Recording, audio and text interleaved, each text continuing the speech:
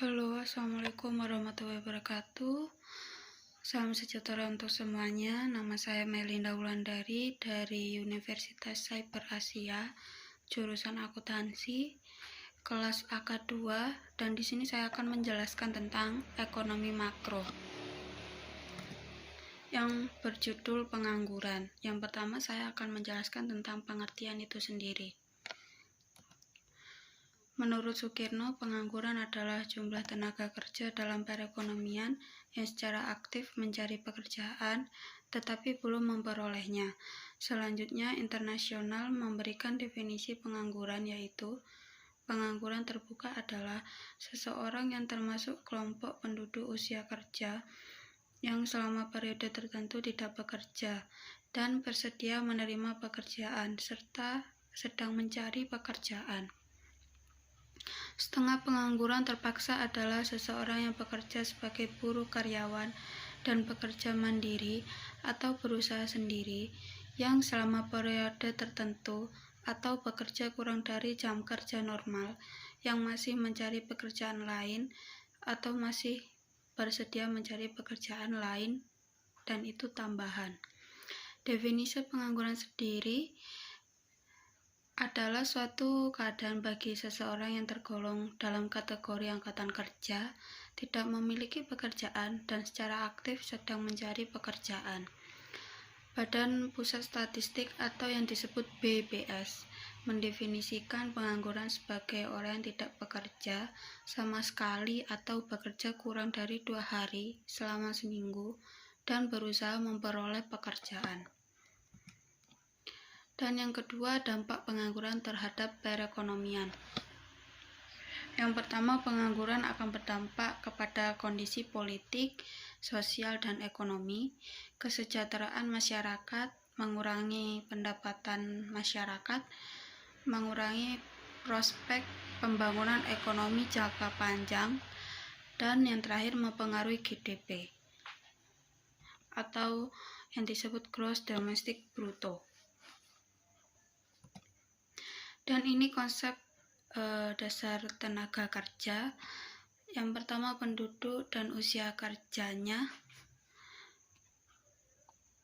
Baik, saya akan ulangi lagi dengan konsep dasar tenaga kerja, yaitu pertama, penduduk, dan dibagi menjadi 2, usia kerja dan bukan usia kerja.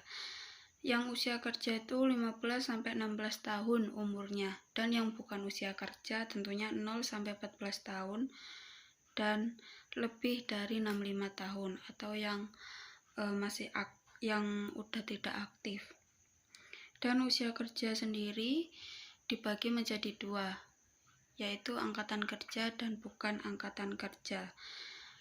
Yang angkatan kerja, usia kerja dan mencari kerja di usia produktif maupun tidak. Dan yang bukan, di mana merupakan tidak bekerja meskipun usia produktif.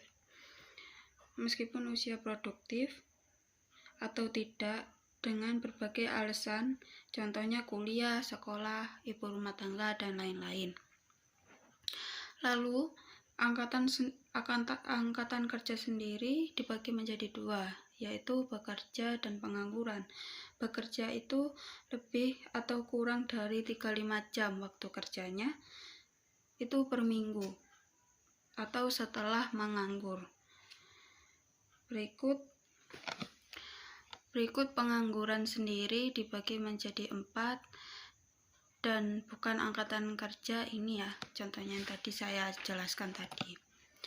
Dan pengertian penduduk yaitu orang-orang yang biasa tinggal pada suatu tempat lebih dari 6 bulan atau kurang dari 6 bulan tetapi berminat untuk tinggal lebih dari 6 bulan.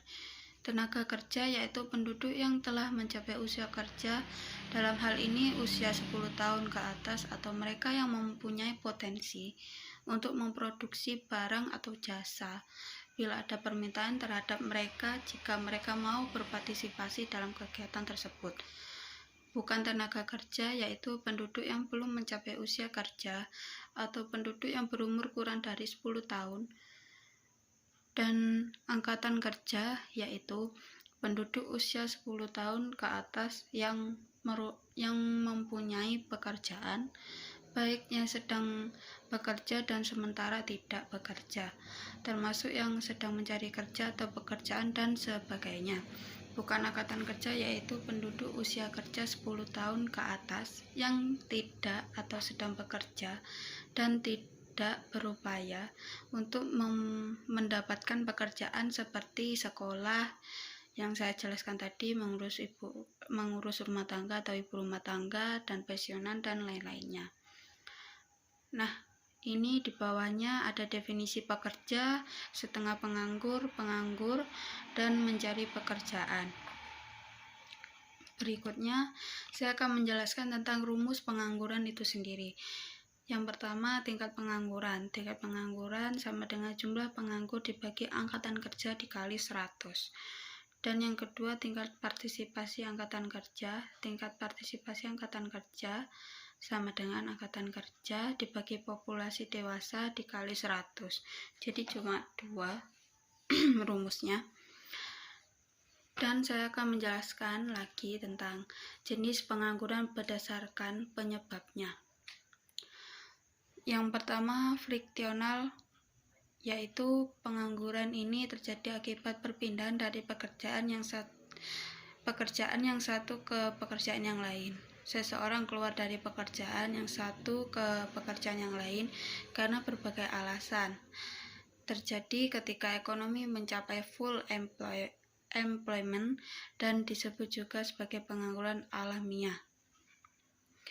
Nah, yang kedua, cyclical, yaitu pengangguran yang terjadi akibat fluktuasi aktivitas ekonomi atau siklus bisnis.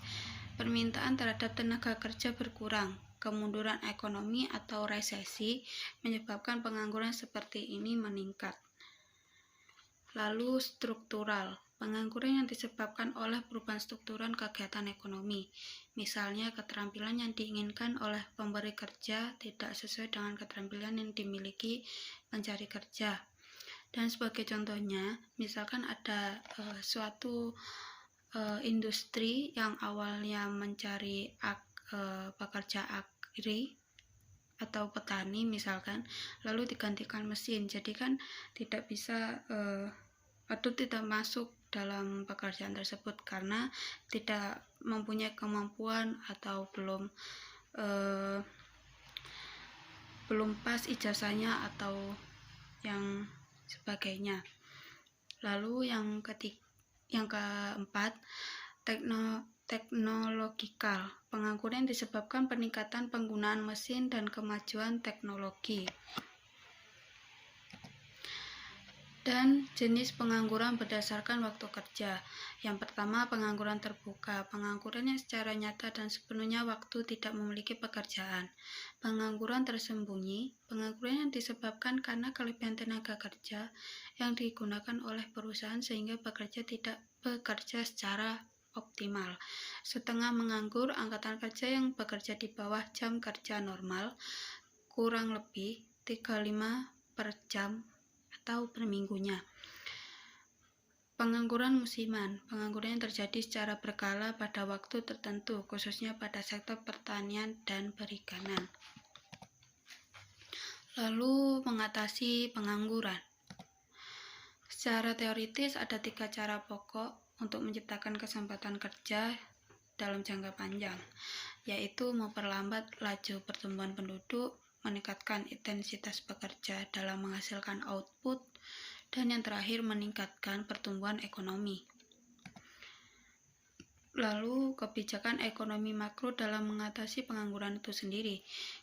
Kebijakan makro ekonomi mengatasi pengangguran ada 2, yaitu kebijakan fiskal dan moneter. Saya akan menjelaskan kebijakan fiskal yang terdahulu. Yang pertama, meningkatkan pengeluaran pemerintah. Yang kedua, menurunkan pajak. Lalu kebijakan moneternya, yang pertama, meningkatkan jumlah uang beredar. Yang kedua, tingkat suku bunga akan turun, investasi akan meningkat, sehingga secara keseluruhan akan mendorong pengeluaran agregat. Lalu, ini hubungan inflasi dan pengangguran. Di sini ada kurva. Dan penjelasannya, peningkatan pada pengeluaran dan permintaan agregat akan mendorong peningkatan produksi. Peningkatan produksi dapat menambah jumlah penggunaan tenaga kerja sehingga dapat mengurangi pengangguran. Peningkatan produksi akan meningkatkan P1 ke P2. Jadi ini P1 ke 2 dan akan meningkat satu tingkat. Lalu hubungan inflasi dan pengangguran. Pada penurunan pada pengeluaran dan permintaan agregat akan mendorong perusahaan untuk membatasi produksi. Pembatasan produksi ini dapat menurunkan penggunaan jumlah tenaga kerja sehingga pengangguran meningkat. Pembatasan produksi menurun tingkat harga dari P1 ke P2. Jadi menurun satu tingkat. P1 ke P3 bisa dilihat dari tingkat harga ini dan pengeluaran agregat. Lalu selanjutnya, ini tingkat pengangguran terbuka menurut provinsi. Bisa kalian lihat selebihnya di survei Angkatan Kerja Nasional atau Sakarnas. Dan ini saya mengambil cuma beberapa aja. Dan bisa dilihat dari tabel ini, pemerintah cuma hanya mengawasi pada 2 bulan aja. Yang pertama Februari dan Agustus. Yang pertama misalkan saya akan mengambil contoh Jawa Timur. Pada bulan Februari 3,60 dan Agustus 5,84. Itu pada tahun 2020. Dan pada 2021 pada bulan Februari itu 5,17 dan bulan Agustus sebelumnya belum ya. Dan sekian, terima kasih. Mohon maaf jika ada salah kata atau salah pengucapan. Dan sekian.